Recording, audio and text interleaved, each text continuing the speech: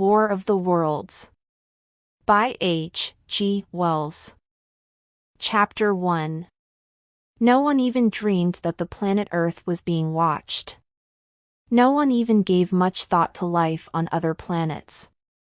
A few scientists, at most, imagined that there might be some sort of life on Mars. Some sort of plants or maybe animals. But no one thought of danger. People went about their work and their play. They were sure that humans were more intelligent than any other living thing. But those who watched us were more intelligent than we are. More intelligent than we could even imagine. And need had brightened their minds and made them sharp. Need had hardened their hearts. Mars is much older than Earth and much smaller. It is also much farther from the sun. Mars has become very cold in its old age. Its seas have shrunk and its ice caps have grown. Soon life there will become impossible. The Martians must have watched Earth through telescopes. They saw green hills and blue water. And they felt hope. Warm Earth was a place they could live. They carefully planned their move. The Martians think of people on Earth as we think of monkeys. Or even ants. Human life means very little to them. Killing us so that they could live would not matter. But don't judge them too quickly. We humans have killed off many animals with no thought. The bison is gone. So is the dodo. When Europeans moved to new lands, they swept away the people living there. So who are we to judge the Martians? Our problem with the Martians started 6 years ago, on August 12, 1902. An astronomer, a scientist who studies stars, was watching Mars. At midnight he saw a huge ball of fire shooting toward Earth very fast. It disappeared in 15 minutes.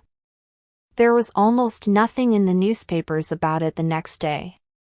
Just a few lines on a back page. Only a few scientists knew about the strange ball of fire. My friend Ogilvy was a well-known astronomer. And he was excited. The next night he asked me to watch Mars with him.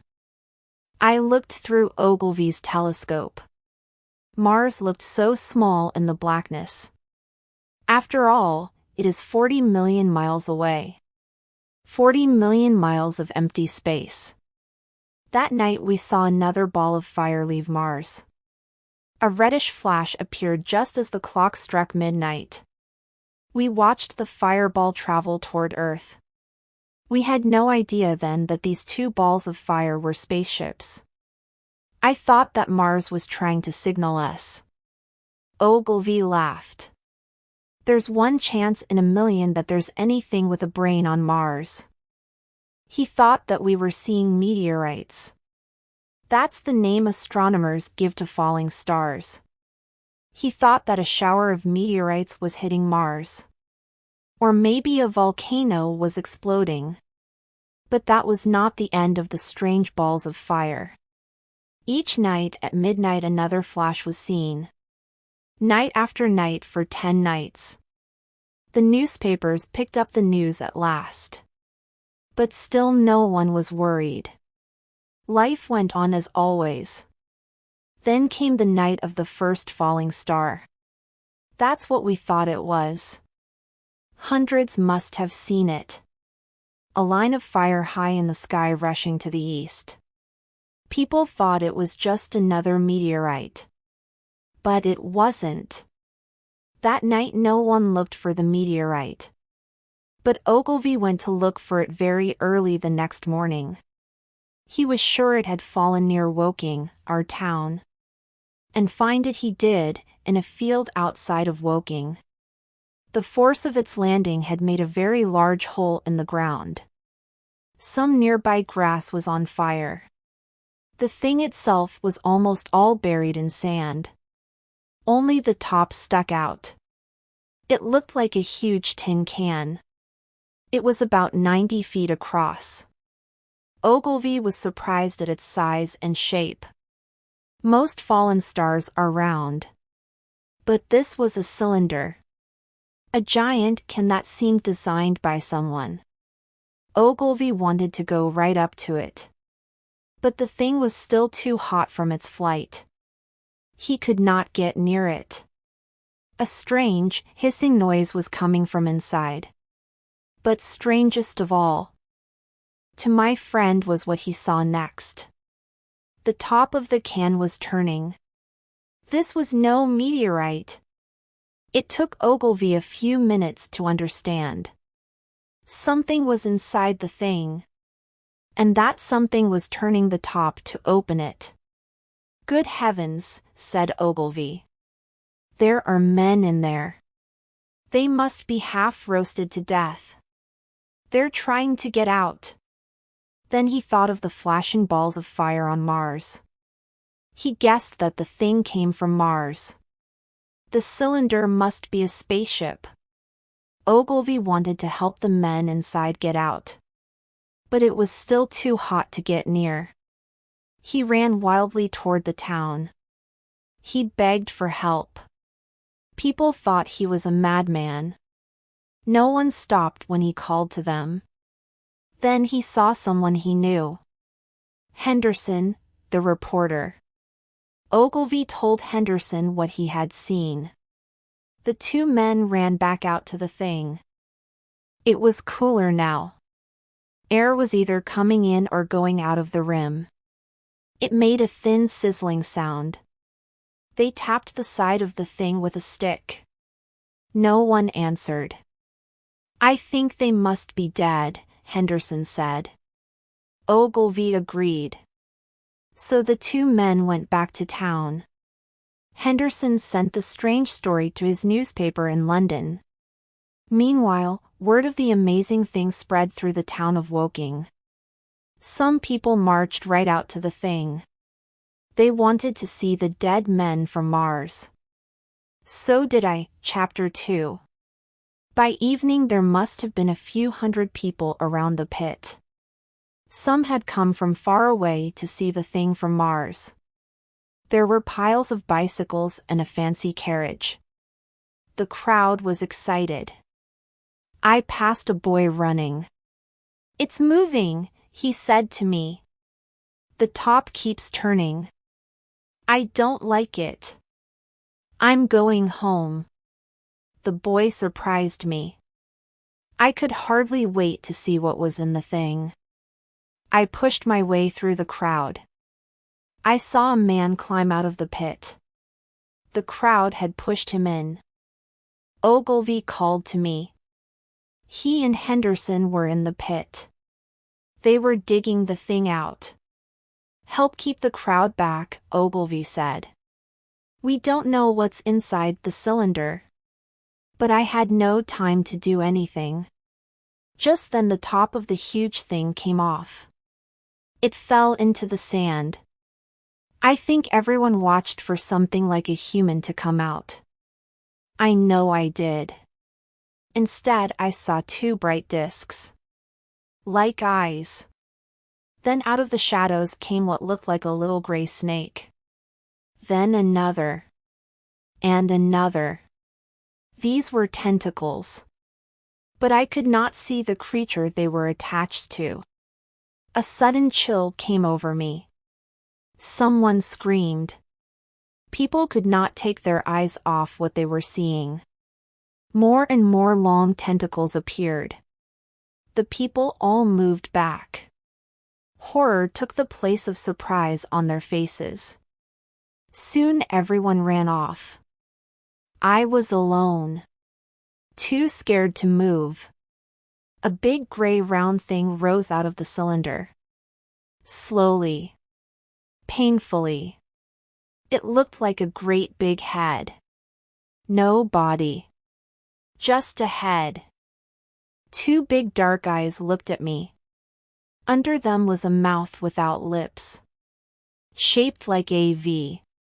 It shook and panted and dropped spit. The Martian monster had no chin. What it did have were tentacles. Lots of them. Its skin was very oily. Its breathing was very loud.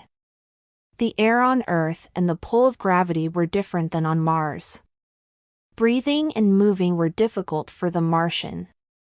I felt sick with disgust and fear as I watched. Suddenly the Martian fell over with a loud thud. "Ola!" howled the monster. It disappeared into the hole. Then another Martian came out of the cylinder. At that, I ran in a mad panic. I stopped at the first group of trees I saw. I stood panting. Other people were standing around like me. We all stared in horror at the pit. Scared but unable to stop looking. For a second, a leash of thin black whips flashed over the pit. Like the arms of an octopus. Then a thin rod rose up. On its top was a flat metal disc. It spun around. What could be going on there? The sun was going down. But other people still stood there as I did. Frozen with fear and fascination. We could not stop looking. "What ugly beasts," said a neighbor of mine. "What ugly beasts," he said again and again. Hardly anything was moving in the pit. The people began to feel braver. Slowly they moved closer to the hole. A few walked boldly into it. Ogilvy and Henderson went right up to the pit. They waved a white flag. A white flag means peace to us. The men were trying to tell the Martians that we meant them no harm. All at once, there was a flash of light. 3 green smoky puffs came out of the pit. They were very bright, almost like flames. At the same time, I could hear a hissing sound. Soon the hissing became a loud hum. Slowly a large shape rose out of the pit. A beam of hot light came out of it. The beam hit Ogilvy and Henderson and the white flag. It set them on fire. The crowd turned and ran in terror. I stood staring. The beam moved.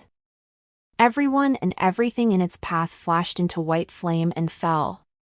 The trees and nearby houses burst into flames. Soon there was fire all around. The Martian's light beam melted glass and metal. Everything. All this took place so quickly that I was stunned. I could not move to run away. By a stroke of luck I had escaped the beam. I saw the heat ray machine sink back into the pit.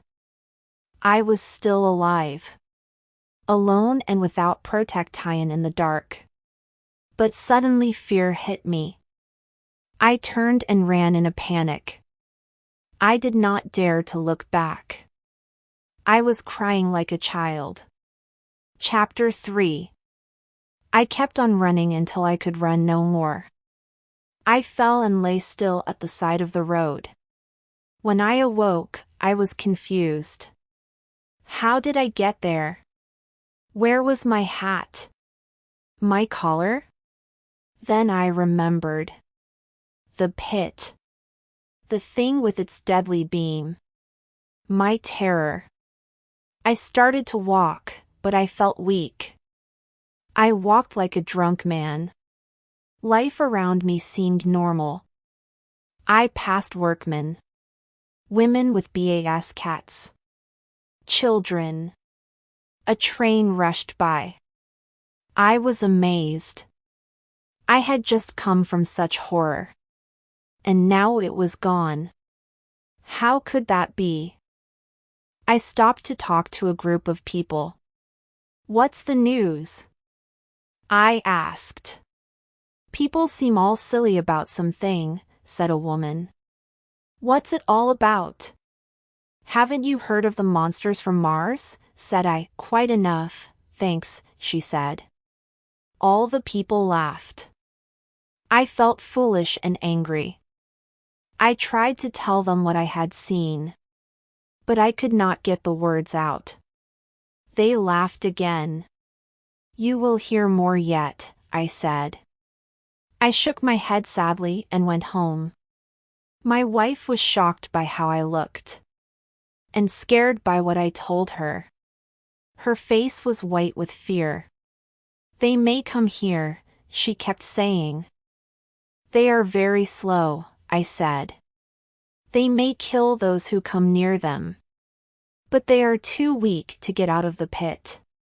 Saying this cheered me more than my wife. She was still worried. On Earth, gravity is 3 times as strong as on Mars, I explained. Poor Ogilvy told me so. The Martians weigh 3 times as much on Earth as they do on Mars. They can hardly move. They can't hurt us. Don't worry. The newspapers said the same. But we did not think of 2 other facts. Earth has